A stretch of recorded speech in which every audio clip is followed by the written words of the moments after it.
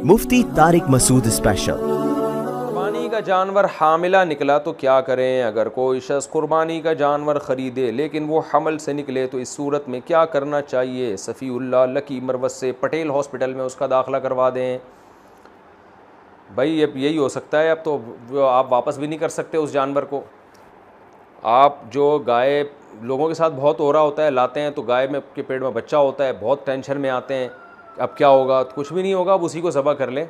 बच्चा अगर ज़िंदा रखे निकले पेट में से तो उसको भी ज़बह कर लें, और अगर मुर्दा निकले तो उसको फेंक दें। इख्तलाफी मसला है, इसके दलाइल अलग है। लेकिन हामिला अगर गाय निकल आई है तो उसकी क़ुरबानी में कोई हरज नहीं है, जायज़ है उसकी क़ुरबानी।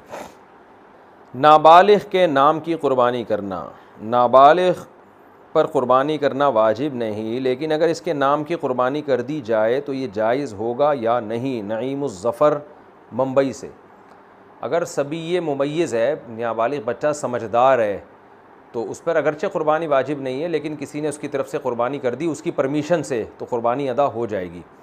और अगर बिल्कुल ही छोटा बच्चा है, 7 साल से भी कम उम्र का बच्चा है, तो फिर चूँकि उसको क़ुरबानी वो किसी भी इबादत का अहल ही नहीं है ना, तो उसकी तरफ से अगर क़ुरबानी करेंगे तो फिर वो क़ुरबानी ज़ाया हो जाएगी और वो क़ुरबानी नहीं होगी। तो आम तौर पे जो छोटे बच्चों की तरफ से कर रहे होते हैं ना, नीयत उनकी यही होती है कि हम अपनी तरफ से कर रहे हैं, तो ये नीयत है जैसे कि होती है तो फिर सबकी क़ुरबानी हो जाएगी। तो वो नीयत वाज़े करे कि कर क्या रहा है ये। इज्तिमाई क़ुरबानी, एक की नीयत ठीक ना हो तो क्या सबकी क़ुरबानी ज़ाया होगी? बिनते मोहम्मद आज़म हाशमी मंडी बहाउद्दीन से, इज्तिमाई क़ुरबानी में ये जो कहा जाता है कि अगर एक की भी नीयत ठीक ना हो तो सबकी क़ुरबानी ख़राब हो जाएगी, क्या ये बात सही है? और नीयत ख़राब होने का क्या मतलब है?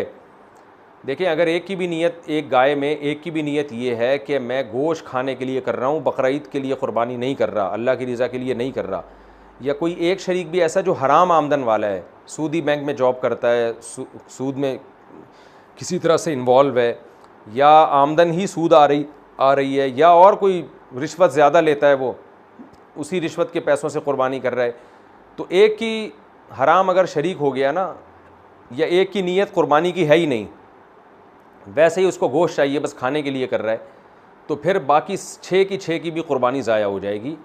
लेकिन इसमें वहम करना जायज़ नहीं है। जब तक आपको पहले से यकीन ना हो तो आप अच्छा गुमान रखें और खामखा में तफ्तीश ना करते फिरें कि ये जो गाय है भाई, ये तू क्या करता है, तू क्या करता है, तू क्या करता है।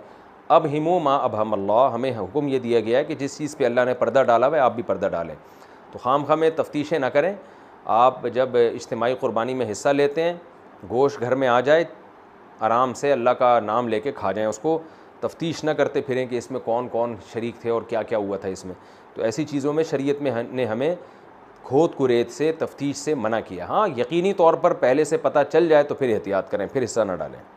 मशकूक आमदन वाले के साथ क़ुरबानी का हुक्म, अगर किसी की आमदन मशकूक हो तो इसके साथ क़ुरबानी करना कैसा है? ज़ाहिर शाह 4 सदा से, भाई गालिब गुमान है कि हराम कमाता है तो फिर तो उसके साथ क़ुरबानी जायज़ नहीं है, आपकी भी क़ुरबानी ज़ाया हो जाएगी। लेकिन गालिब गुमान नहीं है तो फिर खामखा में शक करना ये भी ठीक नहीं है। फिर मुसलमान से अच्छा गुमान रखना चाहिए ऐसे मामलात में, फिर आप क़ुरबानी कर लें।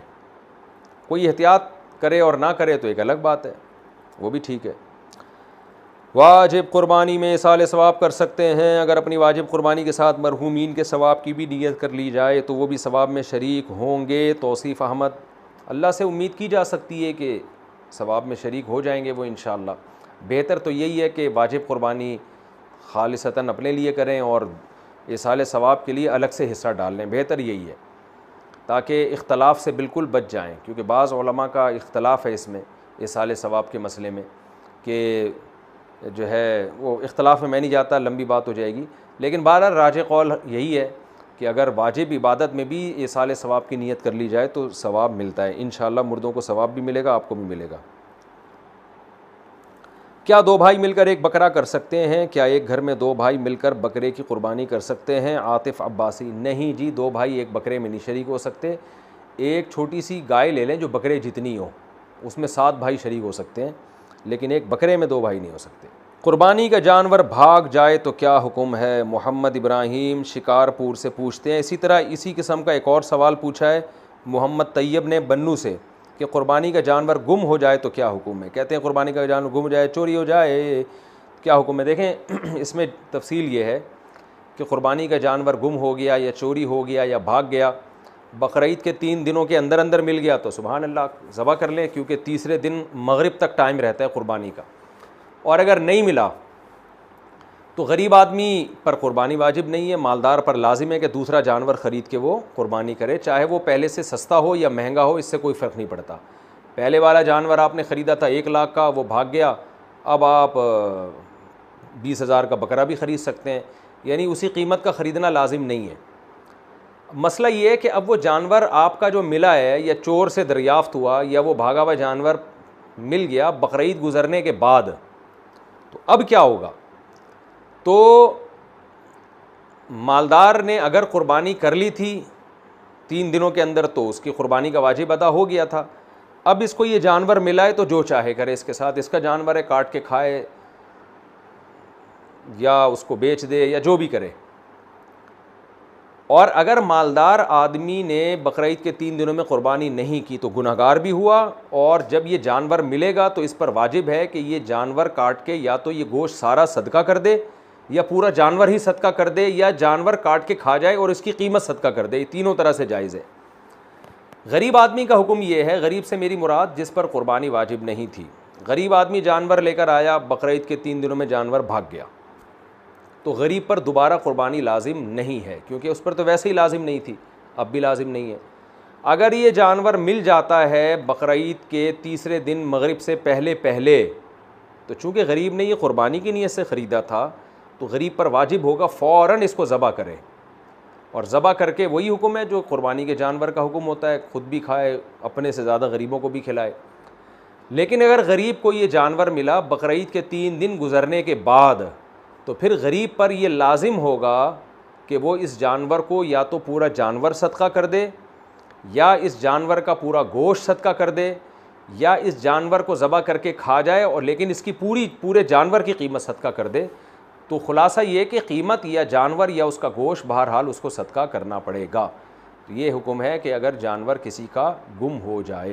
क़ुरबानी किस उम्र में वाजिब है अगर साहिब इस्तिताअत हो? सहरगुल, शरीयत के तमाम अहकाम आप पर वाजिब होते हैं जब आप बालिग हो जाएं। तो ख़वातीन को जब मेंसेस आना शुरू हों तो वो बालिग शुमार होती हैं, और लड़कों को जब नाइटफॉल या इहतिलाम शुरू हो जाए तो वो बालिग शुमार होते हैं। और अगर ये अलामतें औरत में या मर्द में ज़ाहिर नहीं हुई हैं तो इस्लामी लिहाज से जब भी कोई लड़का या लड़की 15 साल का होगा तो वो बालिग समझा जाएगा। तो बालिग होते ही शरीयत के तमाम अहकाम आपकी तरफ मुतवज्जे हो जाते हैं। तो इस उम्र में अगर साहिब निसाब हैं तो क़ुरबानी वाजिब है, मर्द हो या औरत हो। बकरा सही से खाना नहीं खाता तो क़ुरबानी का हुक्म। ऐसा बकरा जो सही से खाना नहीं खाता इसकी क़ुरबानी जायज़ है। मोहम्मद यहया कराची से जायज़ है अगर वो चलता फिरता है। ऐसी बीमारी जिससे जानवर का गोश्त ख़राब हो जाए वो बीमारी में जानवर, उसकी क़ुरबानी जायज़ नहीं है। तो खाना पीना तो होता है, कभी खा नहीं रहा, कभी ज़्यादा खाना, इंसानों के साथ भी ऐसा होता है, तो ये कोई ऐसी बीमारी नहीं है। इतना ही छोड़ दिया कि मर ही रहा है तो फिर एक अलग बात है।